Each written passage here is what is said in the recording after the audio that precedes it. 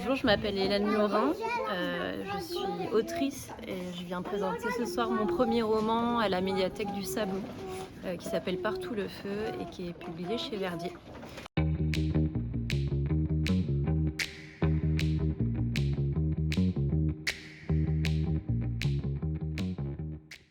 Et je vais vous présenter un extrait de ma bibliothèque idéale. C'est parti.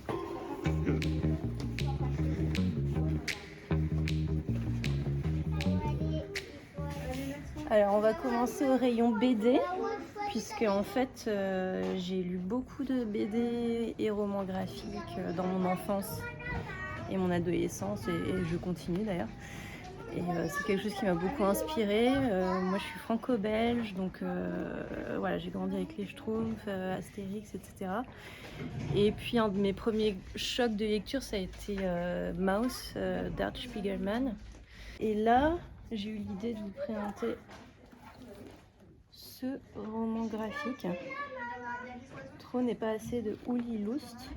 C'est une BD underground d'une jeune femme qui a une vie pas très rangée, qui vit dans des squats, voilà, qui est punk, qui raconte ses viols. Enfin, c'est une BD vraiment coup de poing et qui a un graphisme assez simple mais hyper efficace.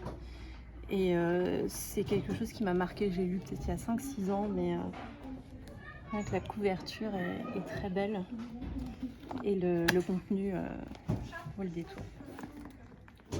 Voilà. Je continue. Un classique contemporain. Je pense que toutes les autrices d'aujourd'hui, françaises ou francophones, citent Annie Ernaux, je vais le faire aussi.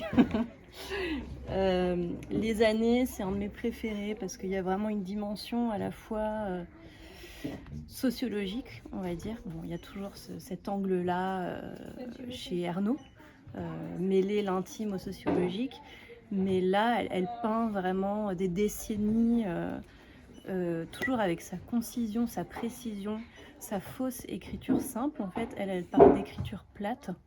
Et c'est très difficile à faire en fait, d'être aussi fine, d'être aussi subtile et de condenser comme ça les vérités comme elle le fait.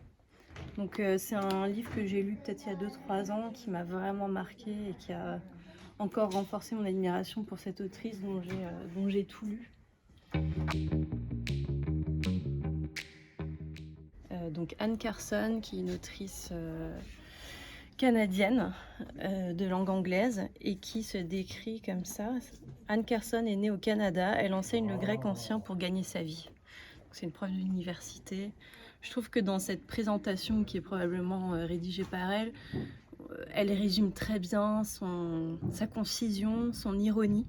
Il y a vraiment beaucoup d'ironie, mais en même temps beaucoup de tendresse dans ses livres. Il n'y a pas de cruauté. Ça peut être cru, mais pas cruel, justement. Et puis il y a une érudition comme ça qui parcourt toute cette bibliographie, hein, notamment beaucoup, évidemment, les mythologies grecques. Et voilà, c'est un livre, comme on le voit, qui est écrit en vers et qui revisite l'histoire d'Hercule et de Gérion, qui sont... Hercule, on connaît, Gérion, c'est un personnage de la mythologie qui normalement se faisait assassiner par Hercule, et là c'est leur histoire d'amour en fait, qui est transposée dans le monde contemporain.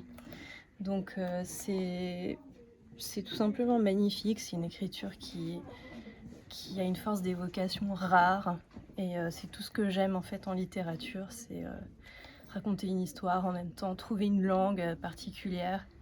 Et Anne Carson, tout ce que j'ai lu d'elle est à chaque fois assez exceptionnel. Un peu complexe peut-être, mais ça vaut vraiment le détour.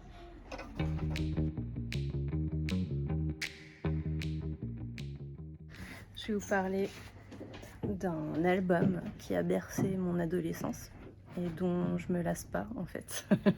Je pense que les musiques de notre adolescence gardent quand même une valeur et une intensité assez particulière en fait dans notre vie, et moi je peux réécouter ça comme Radiohead, comme The Verve, comme voilà, ces groupes rock, pop indé de ces années-là sans me lasser en fait. Je trouve qu'à l'adolescence on vit la musique avec un investissement assez incroyable. Et Jeff Buckley, c'est un chanteur assez exceptionnel avec une voix quasiment lyrique qui a malheureusement très peu composé parce qu'il est mort très jeune, tragiquement. Il est mort noyé en fait. Et dans Partout le feu, je fais référence à sa chanson Grace, dans laquelle il y a beaucoup d'occurrences du feu et de la mort qui s'approche, etc. Donc qui est quasiment prémonitoire en fait par rapport à sa biographie. Donc c'est assez troublant. Et voilà, c'est un interprète absolument sublime. Et voilà, c'est un classique quoi. Écoutez-le. White Plains, qui est un documentaire qui est, je dirais, quasiment à l'origine de Partout le feu, dont je parle beaucoup puisque je lui dois beaucoup. C'est un documentaire de Nicolas Imbert qui retrace le rapport de plusieurs personnes, on va dire anonymes, leur rapport aux plantes en fait. Et donc il y a plein d'histoires qu'il va nous raconter autour de ça. Donc il y a notamment ce monsieur qui va semer des graines dans la ville pour faire pousser des légumes, des fleurs, et un peu redessiner la ville autrement qu'autour des routes, des voitures, du mobilier urbain, mais plutôt à partir du végétal en fait. Et c'est un film sobre, mais plein d'émotions. Vraiment, il m'a bouleversée.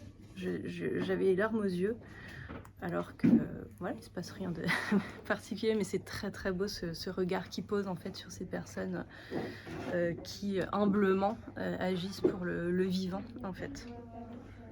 White Plains. Merci à la médiathèque du Sabon pour son accueil. Ce soir, on va faire une petite causerie du mardi, croisée avec le Brave Book Club du Frac Lorraine, que j'anime normalement. Donc j'espère qu'on sera nombreux ce soir pour discuter autour de Partout le feu de manière informelle.